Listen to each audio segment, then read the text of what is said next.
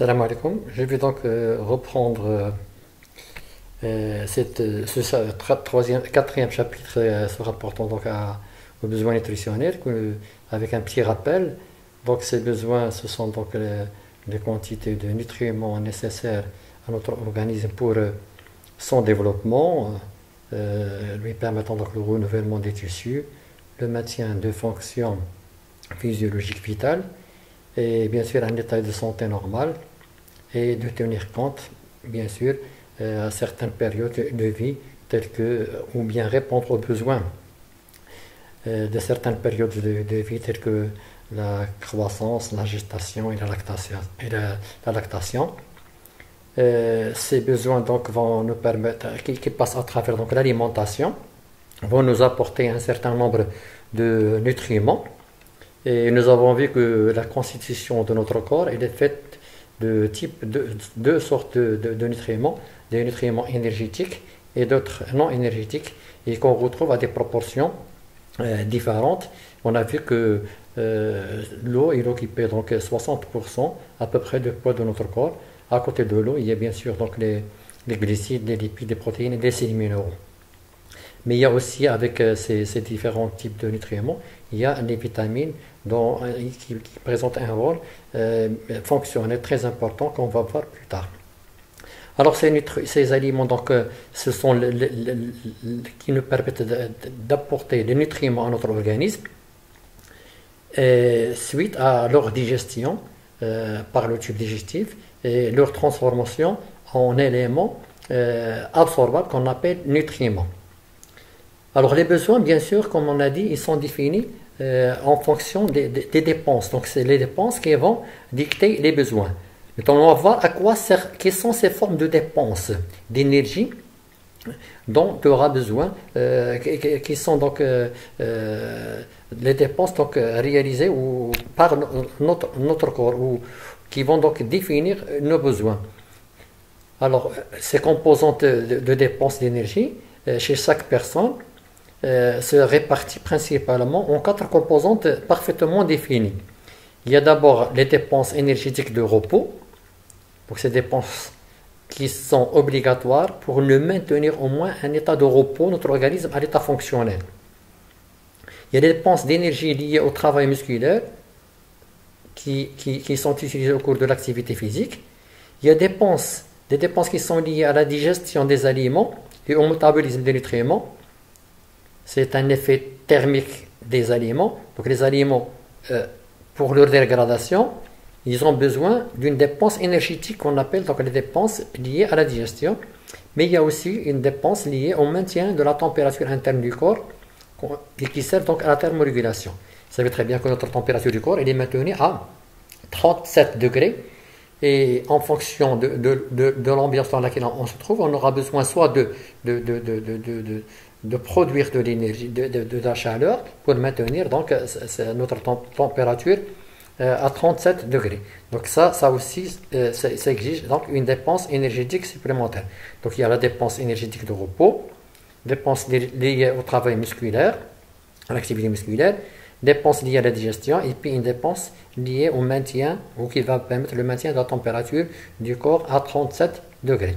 Alors concernant les dépenses liées au métabolisme de base, le métabolisme de base représente donc les dépenses énergétiques minimales, c'est-à-dire celles qui permettent d'assurer les activités vitales de l'organisme, fonctionnement cérébral, contraction du cœur, des muscles, la respiration, maintien de tonus musculaire, sécrétion glandulaire et synthèse de base. Et ce métabolisme de base varie d'un individu à l'autre en fonction de son poids, de son sexe, de son âge et de son état de santé. La composition du corps joue aussi un rôle, notamment la proportion de muscles et de graisse, donc de protéines et des lipides. Donc une personne de forte corpulence, bien musclée, ayant des organes plus gros, aura un métabolisme de base plus élevé qu'une personne menue, c'est-à-dire chétif, maigre. Le métabolisme de base diminue également avec l'âge. Il est plus faible chez les femmes, apporté donc au poids. il existe bien sûr des exceptions à ces règles générales. Donc,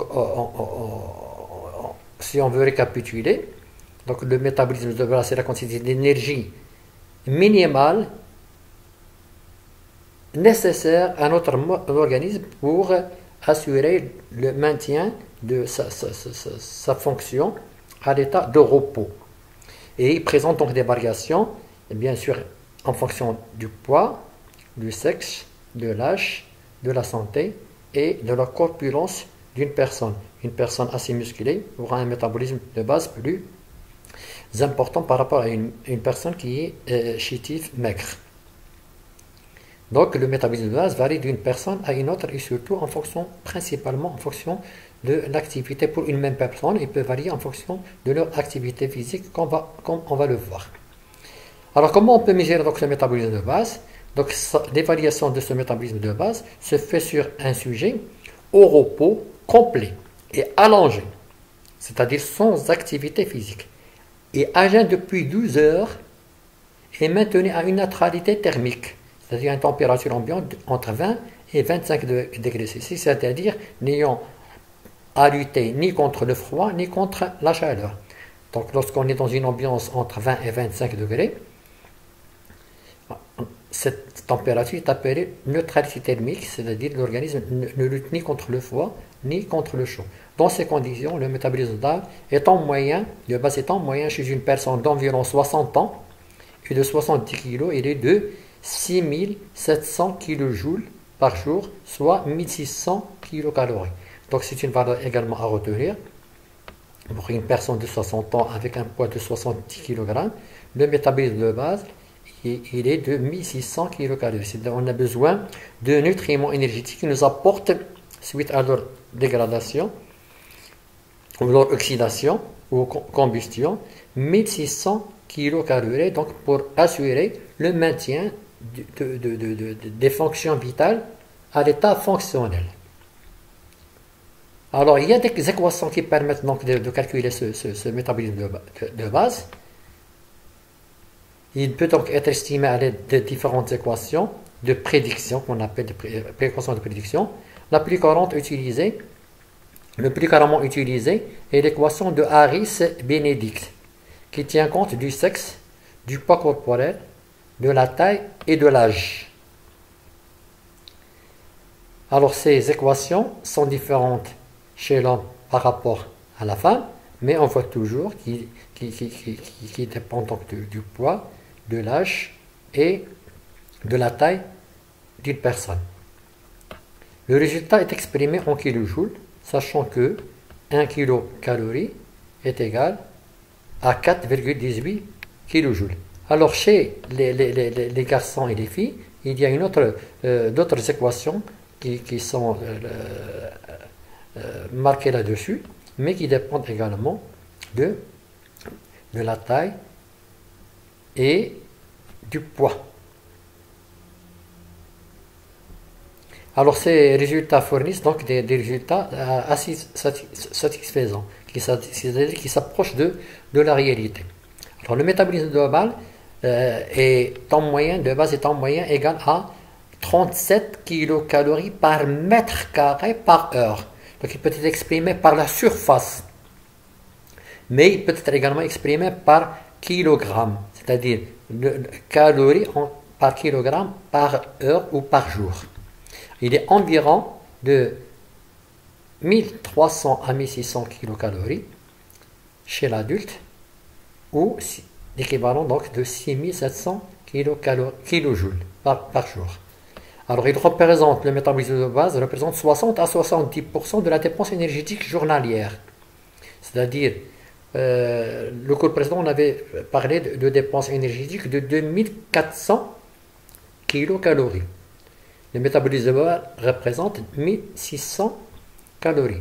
Donc les 1600 calories représentent 60 à 70% de la totalité de l'énergie dont on a besoin au cours de la journée. Alors les dépenses énergétiques journalières varient de 45% pour le sujet très actif à 70% chez le sujet sédentaire. Alors une personne très active dépense beaucoup d'énergie. Donc, le total d'énergie dépensée, il est plus important par rapport à une personne qui est sédentaire. Donc, ce qui fait que le pourcentage de métabolisme de base va être inférieur à celui-ci. Autrement dit, par exemple, 1600 kilocalories par rapport à 2400 représente 70%, 60 à 70%. Par contre, 1600 calories par rapport à une dépense plus importante de 4000 calories va aller avoisiner donc les 45%. Et il est donc corrélé, ce métabolisme de base, il est corrélé à la masse maigre. Donc il va dépendre de la masse maigre, masse biologiquement active. Alors il diminue donc lors de la dénutrition avec l'âge et il est faible chez la femme par rapport à l'homme. On va le voir sur quelques tableaux qu'on a déjà vus. Alors la masse totale, la masse maigre correspond donc à la masse totale de la peau, des os, des muscles, des organes et des liquides du corps humain. Donc c'est la masse qui consomme de l'énergie. Le corps gras ne consomme pas d'énergie. Le métabolisme de base augmente lors d'une hyperthermie. On peut donc observer une augmentation de 10% par degré supplémentaire de température et suite également à une agression, une activité physique, suite au tabac, consommation de tabac, suite à la grossesse et suite à l'hyperthyroïdie. Donc ça, c'est des paramètres qui peuvent faire augmenter le métabolisme ou la valeur du métabolisme de base. Autrement dit, le métabolisme de base va dépendre de l'état physiologique, de l'activité physique et de la consommation de certains excitants ou bien de la libération d'hormones thyroïdiennes. Donc, comme on en a déjà parlé, qui augmente le métabolisme.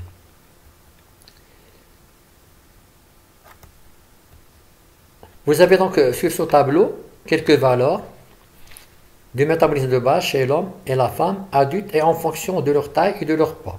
Vous pouvez remarquer que vous avez la taille chez l'homme, chez la femme et le poids chez l'homme et la femme. Donc chez l'homme par exemple, ces valeurs sont données également en fonction de l'âge. Et vous avez donc ici les dépenses énergétiques en kilocalories ou en kilojoules par kilogramme et par jour. Donc on peut voir sur ce tableau, par exemple chez l'homme, en fonction de la taille et du poids, le métabolisme de la peut passer de 1440 à 2030. On va se contenter sur la lecture des valeurs du métabolisme en kilocalories. Et chez la femme aussi, en fonction de la taille et du poids, donc vous savez, si on passe de la taille de 1,4 à 1,8 ou du poids de 41 kg à 68, le métabolisme de base peut passer de 1100 à 1500. En fonction de l'âge, on peut également observer une diminution du métabolisme de base. On passe entre 18 et 30 ans de 1440 à 1150 lorsqu'on dépasse les 60 ans. On peut également observer la différence de métabolisme de base chez l'homme par rapport à la femme. Vous avez 1140 pour une taille, la plus petite taille chez l'homme par rapport à la femme, il est de 1030.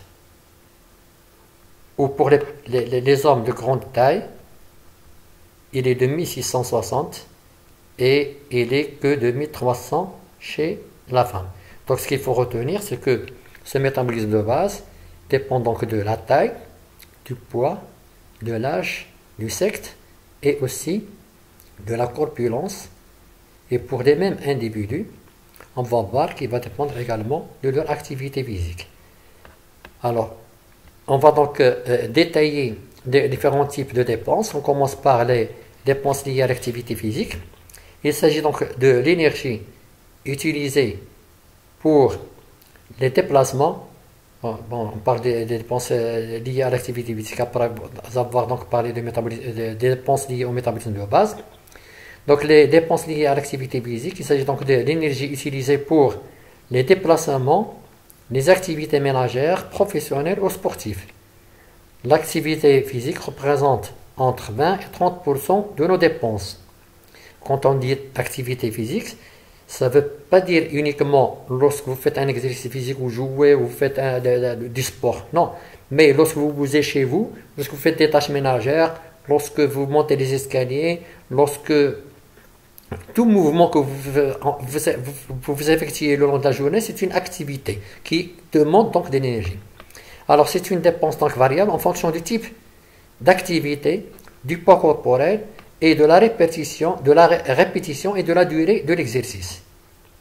C'est à ce niveau-là qu'on peut donc agir pour mieux équilibrer sa balance énergétique. C'est-à-dire on peut équilibrer la balance énergétique en jouant sur les dépenses liées à l'activité physique.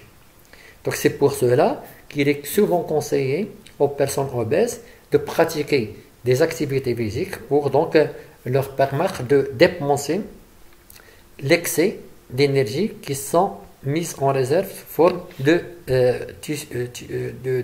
matière grasse.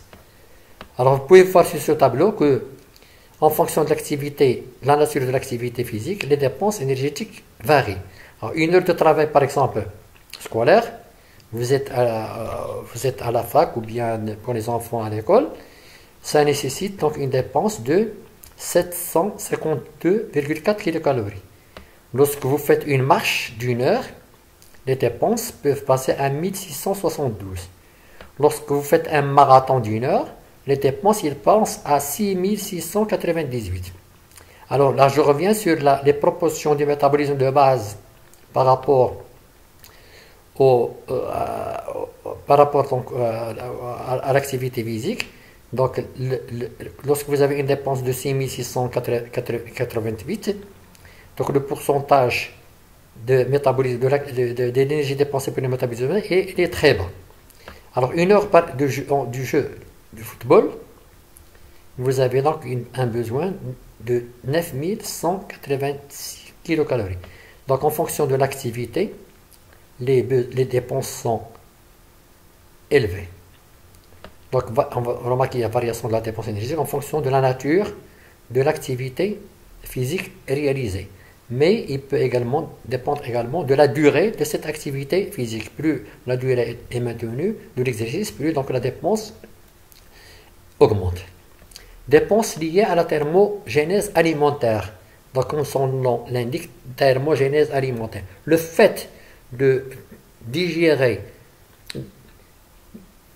des aliments pour donc la production de nutriments, ce geste-là dépense également d'énergie. Il a besoin également d'énergie. Donc c'est l'énergie utilisée pour assurer la digestion et l'absorption intestinale et le stockage des aliments. Vous savez, juste à une prise alimentaire, l'excès de nutriments qui n'est pas utilisé sur place, il est mis en réserve. Donc cette mise en réserve ou de stockage utilise également de l'énergie. Le fait même donc de manger, comme je vous l'ai dit, coûte de l'énergie et l'organisme dégage alors de la chaleur. Donc ça, on l'observe souvent lorsqu'on se met à table et qu'on mange par exemple un repas assez garni, ça nous pousse à transpirer. Donc la transpiration, c'est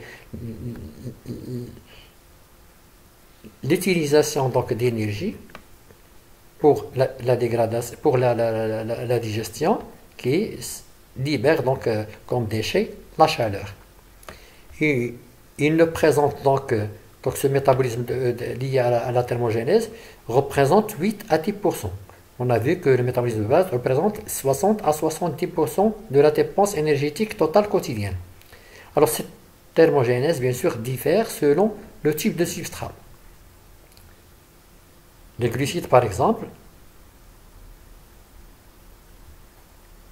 ingérés, utilisent donc pour leur digestion 5 à 10% de l'énergie utilisée pour la thermogénèse des aliments. Les lipides 2% et les protéines 20 à 30%. Autrement dit, la dégradation des protéines nécessite plus d'énergie pour leur dégradation. ou consomment plus d'énergie pour leur dégradation. Dépenses liées à la thermorégulation. Alors, comme son nom l'indique, c'est le maintien de la température corporelle à 35 degrés. Alors, chez l'homme, la température interne est maintenue constante, égale à 37 degrés.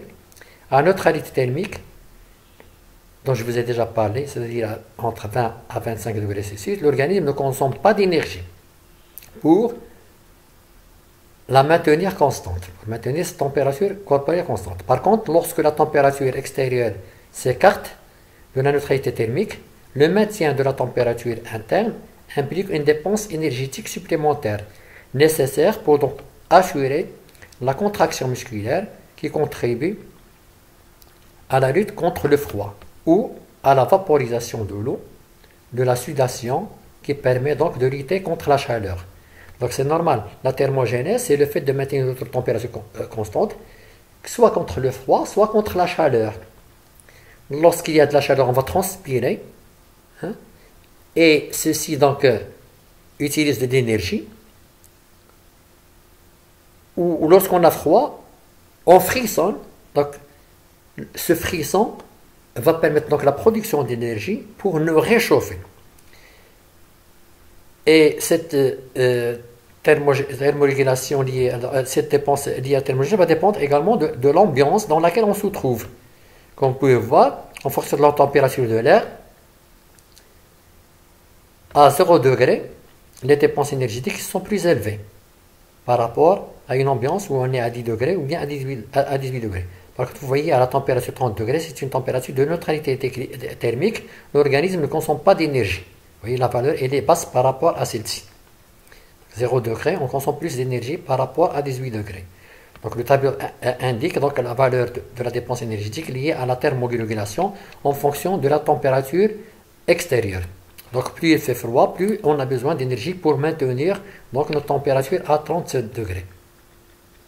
Alors pour résumer, de ces composantes de la dépense énergétique et leurs facteurs de variation individuelle, vous avez donc le métabolisme de base qui va dépendre de plusieurs facteurs intrinsèques. Donc il va dépendre de la masse maigre, de l'âge, du sexe, des sécrétions hormonales thyroïdiennes et du débit de renouvellement des protéines. Parce que nous avons vu que les protéines consomment plus d'énergie pour leur saturation, pour leur dégradation. Il n'y a pas de facteur extrinsèque qui influe donc sur le métabolisme de base. La thermogénèse va dépendre de l'état nutritionnel, de l'activité du système nerveux sympathique, du tissu adipeux brun. Parmi les facteurs extrinsèques qui modifient dont dépend donc la thermogénèse, il y a la prise alimentaire, l'ingestion du substrat thermogénique, le stress et l'exposition au froid. L'activité physique va dépendre de la masse musculaire, du rendement des muscles et puis de la VO2 max. Qu'est-ce que ça veut dire VO2 max? C'est la quantité maximale d'oxygène que l'on peut consommer. Donc plus votre capacité de consommer de l'oxygène est importante, plus vous êtes capable de consommer, de produire de l'énergie et de dégrader des aliments ou des nutriments donc pour la production d'énergie. Donc cette dépense énergétique due à l'activité physique va dépendre donc de la durée et de l'intensité des exercices musculaires. Donc les différentes composantes de la dépense énergétique sont donc variables d'un individu à l'autre et en fonction de divers paramètres que qu'on vient donc de voir sur ce tableau, et c'est des données qu'il faut donc retenir. Alors ces besoins énergétiques sont donc liés aux dépenses et varient chez le même individu essentiellement en fonction de l'activité physique, et on peut retenir les chiffres moyens suivants de ces besoins. Ils sont donc de 35 kcal par kilogramme par 24 heures pour un adulte ayant une activité physique normale.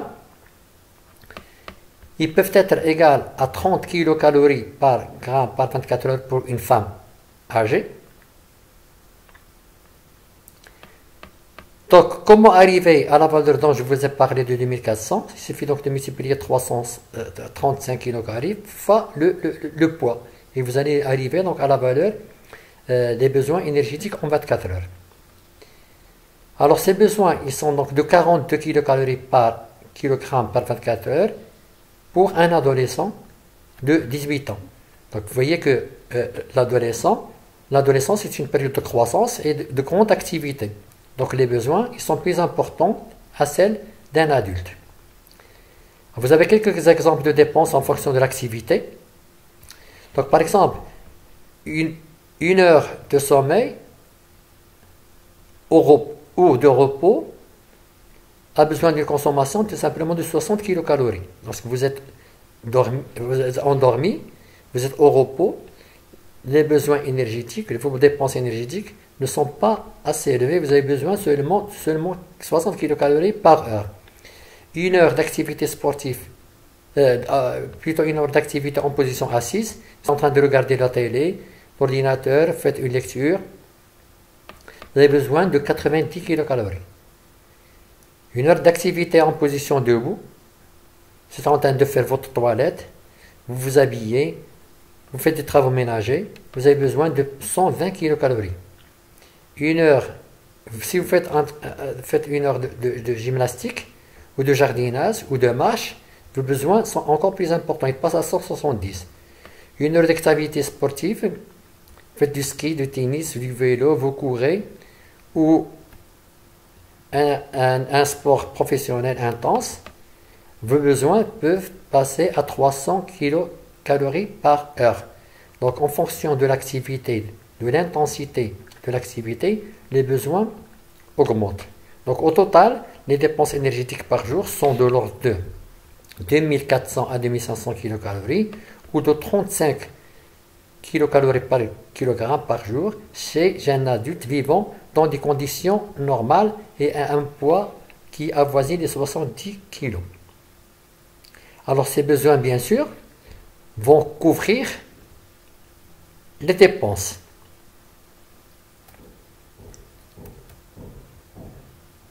Alors comment on fait donc pour calculer nos dépenses énergétiques journalières? Ils peuvent être calculés à partir de l'évaluation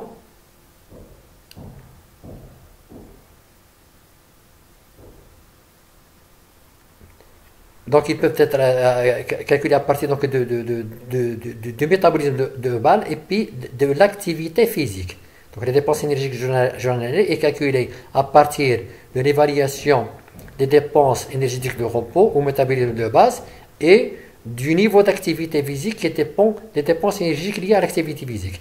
Donc à partir des résultats de nombreuses études, des diverses activités recensées ont été réparties en 6 catégories pour le calcul simple et approché des dépenses énergétiques journalières. Alors ces dépenses énergétiques journalières sont égales aux dépenses énergétiques de repos multipliées par le niveau d'activité physique, un coefficient qui est calculé suite à l'appréciation des différentes catégories d'activité physique. C'est-à-dire on multipliait la valeur du métabolisme de base fois ce coefficient d'activité physique. Ainsi, sur ce tableau, vous pouvez voir donc le classement des activités physiques et les valeurs de coefficients qui y sont attribuées. Alors vous avez donc 6 catégories d'activités et leurs coefficients. Activité 1, activité A avec un coefficient 1, c'est cette activité, donc les sommets ou le repos lorsque vous êtes en position allongée. Donc le coefficient d'activité il est de 1. Par contre, vous faites une activité en position assise, vous regardez la télévision, faites des jeux de société, des lectures, vous êtes en classe, vous faites un transport, ou vous mangez des repas, cette activité a comme coefficient 1,76. Les activités faibles debout, faites votre toilette, vous marchez, faites une marche lente, vous faites des achats, vous cuisinez, vous lavez la vaisselle, le coefficient est de 2,1. Alors ce coefficient, il peut passer à 5,2 lorsque vous faites une éducation physique ou un entraînement sportif, vous faites du cyclisme. Et il peut passer à 10 quand vous êtes des grands sportifs, compétitions sportives telles que le foot, le handball, le basket et autres. Donc vous avez un classement des activités, 6 catégories avec 6 coefficients. Donc lorsque vous déterminez votre métabolisme de base, vous multipliez cette valeur par le coefficient et vous allez donc pouvoir estimer vos dépenses ou besoins énergétiques. Alors, ceci correspond donc à la classification des activités sur leur coût énergétique et on multiplie donc en multiple de la dépense énergétique, comme je viens de vous dire. Alors, comment on peut donc mesurer cette dépense énergétique? La dépense d'énergie de l'organisme au repos ou au cours de l'exercice musculaire peut être mesurée par des méthodes de calorimétrie, soit directes, soit indirectes. Alors, c'est quoi la calorimétrie directe? Cette méthode repose sur le principe de l'égalité entre la production de chaleur et la dépense d'énergie de l'individu. Donc, l'énergie qui est dépensée, il va se transformer en chaleur qui va être dégagée et qu'on peut donc évaluer. Donc, la réalisation de la mesure nécessite une enceinte de taille réduite et hermétique permettant la quantification des différentes composantes de la perte de chaleur. Les mesures obtenues sont très précises, avec une variation plus ou moins 1 watt. La calorimétrie directe est une méthode peu utilisée en raison de ses limitations et du nombre réduit d'institutions disposant de l'équipement nécessaire. Donc il est limité, mais on ne dispose pas donc d'équipement nécessaire à cette méthode. Comme vous pouvez le voir sur ce schéma de calorimétrie directe, donc il s'agit donc de mettre l'individu dans une chambre calorimétrique. Alors cette chambre calorimétrique permet donc de mesurer la quantité de chaleur dégagée par cette personne-là. Comment? En évaluant le réchauffement de l'eau qui traverse cette chambre. Donc l'eau entrant froide qui va être réchauffée suite à dégagement de la chaleur par cette personne-là. Et donc la différence de température entre l'eau à la sortie et l'eau à l'entrée correspond donc à la quantité de chaleur qui est dégagée. Donc un sujet est mis dans une enceinte dont les parois sont parcourues par de l'eau, comme vous pouvez le voir ici. Alors la valeur de la température sortante moins la température entrante représente la quantité de chaleur produite par le sujet et transférée à l'eau. Donc c'est une méthode coûteuse et encombrante. Il ne se réalise pas en pratique clinique courante. Vous pouvez remarquer également là qu'on peut mesurer également la quantité d'oxygène qui entre et la quantité de CO2 qui sort. On peut donc déterminer à partir de là aussi donc la consommation d'oxygène et la production de CO2 suite à un exercice donné. Vous avez donc des technologies récentes qui vous permettent donc de calculer votre consommation d'énergie ou bien la chaleur émise sans donc avoir besoin de cette chambre qui est encombrante. Calorimétrie indirecte. Alors c'est une analyse physiologique. Cette méthode repose sur le fait que l'énergie utilisée par l'organisme est produite par l'oxydation des nutriments. Oxydation principalement glucides, lipides et des protéines et des alcools par l'oxygène. Donc vous avez vu que la combustion des aliments consomme de l'énergie. Il y a besoin donc d'oxygène pour oxyder les aliments. Il est donc lié, donc cette technique de calorimétrie indirecte est liée à la consommation d'oxygène, et la mesure de la consommation d'oxygène lors de l'activité physique donne une bonne estimation, c'est une mesure indirecte de la dépense énergétique. La différence donc de mesure entre calorimétrie directe et calorimétrie indirecte est généralement de l'ordre de 1%. Donc il n'y a pas de grande différence entre la technique directe qui consiste donc à mesurer la quantité de chaleur dégagée suite à l'utilisation d'énergie. Et cette technique qui consiste à mesurer la quantité d'oxygène utilisée pour la consommation ou l'oxydation des aliments. Donc la production d'énergie par litre d'oxygène consommé correspond au coefficient thermique. Et nous allons voir que chaque nutriment utilise une quantité donnée d'oxygène pour sa combustion. Ce qui correspond donc au coefficient thermique. C'est la quantité d'oxygène utilisée pour la combustion d'une quantité d'aliments. Alors l'avantage de cette technique, c'est une mesure précise et permet de mesurer la dépense énergétique. Le désavantage, c'est qu'il est coûteuse et il ne permet pas l'évaluation de grandes populations. Il peut également provoquer des altérations de l'organisme. On dit qu'il est invasif. Donc, nos aliments sont oxydés par l'oxygène et vont donc produire des déchets et vont nous donner de l'énergie. Donc, aliment plus oxygène va donner donc l'énergie. C'est ce qu'on appelle la thermochimie alimentaire. Et l'utilisation de l'oxygène va donc conduire à une production de CO2. C'est la thermochimie respiratoire. Donc le résultat de cette oxydation des aliments, c'est donc la production de l'énergie. Ce qu'on appelle donc calorimétrie directe. Donc cette énergie va dégager de la chaleur et la mesure de cette chaleur va nous permettre donc de déterminer la quantité d'énergie qui a été produite. Alors que là, on va tenir compte de la quantité d'oxygène qui est utilisée et aussi la quantité de CO2 qui est produite. Et ceci correspond donc à la calorimétrie indirecte, c'est-à-dire à partir de l'oxygène consommé et du CO2 produit, on peut donc déterminer la quantité d'énergie qui est produite. Alors, le coefficient thermique de l'oxygène, c'est quoi? C'est donc la production d'énergie par litre d'oxygène consommé.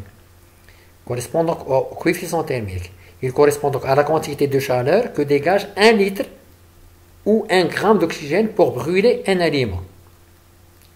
La combustion d'un mélange de glucides, de lipides et de protéines correspond à une alimentation européenne. Alors cette combustion dans une bombe calorimétrique libère environ 20,2 kJ. C'est l'équivalent de 4,82 kcal pour 1 litre d'oxygène. Donc si vous prenez un aliment qui contient glucides, lipides et protéines, la consommation d'un litre d'oxygène, toute consommation d'un litre d'oxygène va conduire à une production de 4,82 kcal. S'il y a consommation de 10 litres d'oxygène, on va avoir une production de 48,2 kcal. Donc la production d'énergie varie légèrement avec le type de substrat utilisé. Mais lorsque l'aliment contient glucides, lipides et protéines, le coefficient thermique est de 4,82 kcal par litre d'oxygène. Donc toute consommation d'un litre d'oxygène va conduire à la production de 4,82 kcal. Alors comment on fait donc pour calculer le coefficient thermique? Pour les glucides par exemple, une molécule d'oxygène, pour être oxydée, il aura besoin de 6 molécules. Une molécule de glucides, il aura besoin de 6 molécules d'oxygène. Il va conduire à la production de 6 molécules de CO2, 5 molécules d'eau, et puis à la production d'énergie, 6684,9 kcal. Donc une mole de glucose, pour être oxydé, il a besoin de 6 molécules d'oxygène.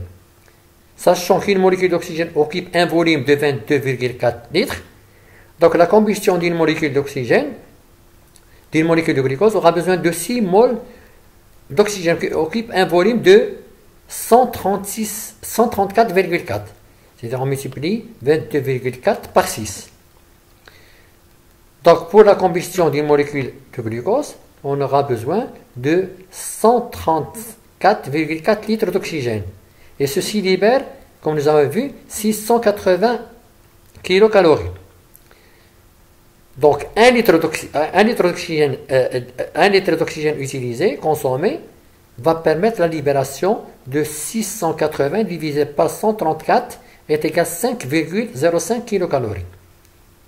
Donc le coefficient thermique de l'oxygène pour le glucose, il est de 5,05 kilocalories. Autrement dit, l'utilisation d'un litre d'oxygène pour la combustion des glucides produit donc 5,05 kilocalories. Alors pour les protéines, si l'on prend pour exemple l'alanine, alors une molécule d'alanine utilise pour être oxydée 6 molécules d'oxygène et il produit 629,4 kilocalories.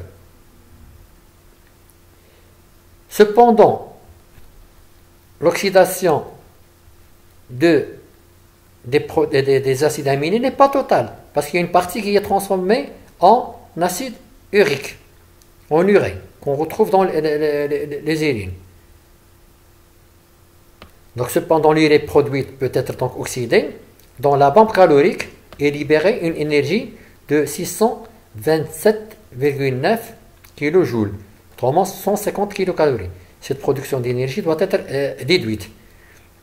Donc, autrement dit, l'oxydation d'une molécule d'acide alanique produit 629 kilocalories sans tenir compte de la quantité d'énergie qui peut être apportée par la combustion de l'urée qui est produite. Donc, 6 molécules d'oxygène sont donc consommées pour la production de 629,4 kilocalories. Donc, le coefficient thermique, il est de 4,68, c'est-à-dire on divise 629 par 134,4. Alors pour les lipides, si l'on prend pour exemple l'acide triolique, pour une molécule de l'acide triolique, de la trioline, 80 molécules d'oxygène sont consommées, c'est-à-dire 1782 litres. Et le coefficient thermique, il est donc de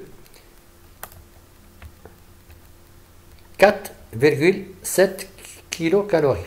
Donc nous avons vu que le coefficient thermique pour le glucose, pour les glucides, il est de 5,05. Pour les protéines, il est de 4,68. Et pour les lipides, il est de 4,7 kilocalories. Alors le coefficient thermique moyen, il est de 4,8 kilocalories. Autrement dit, donc toute consommation d'un litre pour la combustion d'un mélange, d'un aliment qui contient un mélange de protéines et glucides, va produire 4,8 kilocalories. Et toute utilisation d'un litre d'oxygène pour la combustion ou l'oxydation des glucides va produire 5 litres. Toute utilisation d'un litre d'oxygène pour la combustion ou la dégradation des lipides va produire 4,5. Et pour les protéines, il va produire donc 4,6 kilocalories. Donc, connaissant la quantité d'oxygène consommée, on peut remonter à la quantité d'énergie qui peut être produite ou qui est produite. Il est donc possible d'utiliser la consommation globale d'oxygène de l'organisme comme témoin des oxydations mitochondriales. Donc, on peut arriver de manière indirecte, connaissant la quantité d'oxygène consommée, de la quantité d'énergie qui est produite. Donc, le calcul exact de la dépense énergétique nécessaire nécessite donc de connaître la participation relative de chacun des substrats à la consommation totale d'oxygène. Donc, c'est normal, les aliments peuvent contenir des proportions différentes en glucides, en lipides et en protéines. Donc, pour déterminer la part relative de la production d'énergie par les glucides, des lipides ou des protéines, ceci aura besoin donc ce qu'on appelle le quotient respiratoire. Alors l'oxydation nette des protéines peut être donc déterminée à partir de l'excrétion urinaire d'azote. Donc connaissant la quantité d'azote qui est extraite, on peut remonter à la quantité de protéines qui a été consommée, sachant que une protéine renferme en moyenne 16% d'azote. Donc, connaissant la quantité d'azote qu'on peut mesurer soit dans le sang, soit dans les urines, on peut déterminer la quantité de protéines qui a été utilisée. Par ailleurs, la mesure simultanée de la consommation d'oxygène et la production du CO2 permet donc de calculer la participation relative des glucides et des lipides aux oxydations totales par le calcul du quotient respiratoire. Alors, le quotient respiratoire, c'est le rapport du volume de CO2 produit et du volume d'oxygène consommé. Et ceci, il peut être donc mesuré. L'oxydation des glucides, lipides et protéines ne nécessite pas la même quantité d'oxygène en raison de leur composition différente. Il est donc possible de calculer précisément les oxydations nettes des glucides et des lipides à partir des échanges respiratoires totaux mesurés en oxygène et en CO2, auxquels on aura retranché les échanges gazeux attribuables à l'oxydation des protéines, déterminés à partir de l'excrétion urinaire de l'azote, comme je vous dit tout à l'heure. Donc, connaissant la quantité d'azote produite, on peut donc remonter la quantité de protéines qui a été utilisée ou consommée. Mais il reste à déterminer que le pourcentage de quantité de glucose, des glucides et des lipides qui sont utilisés pour la production d'une quantité d'énergie donnée. Alors, lorsque ce quotient est d'environ 0,7, l'organisme utilise principalement les réserves de lipides. Lorsqu'il est de 0,85, l'organisme utilise un mélange mixte entre lipides et glucides, 50-50. Lorsqu'il est égal à 1, l'organisme utilise uniquement du glucose. Alors, si vous faites déterminer la quantité d'oxygène produite et la quantité utilisée ou consommée et la quantité de CO2 produite, et vous avez un rapport à 1, cela signifie que vos nutriments ou les aliments qui ont été utilisés ou nutriments ne contiennent que du glucose. Alors, le quotient respiratoire, nous avons vu, donc il varie donc de 0,7 à 7 en fonction de l'aliment oxydé. Alors, vous avez donc ce tableau donne donc les équivalents énergétiques pour l'oxygène, pour quelques exemples de quotient respiratoire non protéique. Alors, vous avez quotient non protéique, la quantité d'oxygène qui est consommée, le pourcentage d'énergie extraite, soit des glucides ou des lipides, et la quantité oxydée par litre d'oxygène utilisé. Alors, prenons pour exemple, pour un quotient respiratoire de 0,7,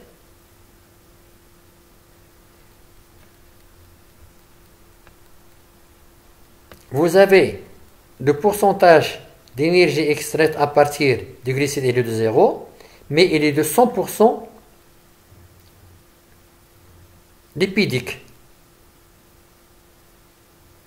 Et la quantité d'oxygène qui est utilisée en litres, c'est 0,496.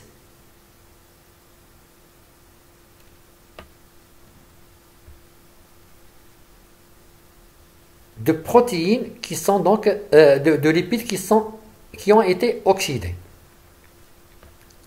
Alors, pour un coefficient, un quotient respiratoire de 1, vous avez, ce sont donc les glucides qui sont donc utilisés pour la production d'énergie et 0 lipides. Alors, vous avez des valeurs intermédiaires qui montrent qu'il y a donc une participation aussi bien de lipides que de glucides dans la production d'énergie. Comme je l'ai dit, ce tableau ne tient pas compte de protéines, mais uniquement des pourcentages en glucides ou en protéines dans la production d'énergie. Donc c'est ce tableau, on peut donc utiliser en fonction de quotient respiratoire pour déterminer donc la part relative de glucides ou de lipides dans la production d'énergie, connaissant bien sûr au départ initialement la quantité de protéines qui ont été utilisées donc utilisées pour la production d'énergie, connaissant donc la quantité d'azote qui a été libérée. Donc des choses à retenir de tout ce qu'on vient de voir, c'est que la dépense énergétique des 24 heures s'est répartie en trois postes d'inégale importance. Il y a le métabolisme de repos qui représente 75% de la dépense énergétique totale. Il y a la dépense énergétique liée à l'activité physique dont la part varie en fonction de la nature, de la durée et de l'intensité de l'exercice et l'effet thermique des aliments et représente à peu près 10% de la consommation totale. Il y a la dépense qui est liée donc à la thermogénèse alimentaire et la thermorégulation. Alors la dépense énergétique des 24 heures et le métabolisme donc de repos varient de façon proportionnelle au poids et à la masse maigre. Les macronutriments, glucides, lipides et protéines qui aient pour origine l'alimentation ou les réserves endogènes constituent donc l'unique source énergétique pour l'homme. Et pour être utilisable, cette énergie doit être donc transformée en ATP, processus qui consomme donc de l'oxygène et produit de la chaleur. La mesure donc de la consommation d'oxygène, calorimétrie donc indirecte, ou la production de la chaleur, calorimétrie directe, sont donc les deux méthodes qui permettent donc de mesurer les dépenses énergétiques. Je vais donc m'arrêter là. Et je vais donc reprendre avec la troisième séquence qui va donc au cours de laquelle donc on va parler donc des apports énergétiques des différents types de nutriments glucidiques et leurs besoins également, glucides, lipides et protéines, et on va également voir les besoins en aliments non énergétiques.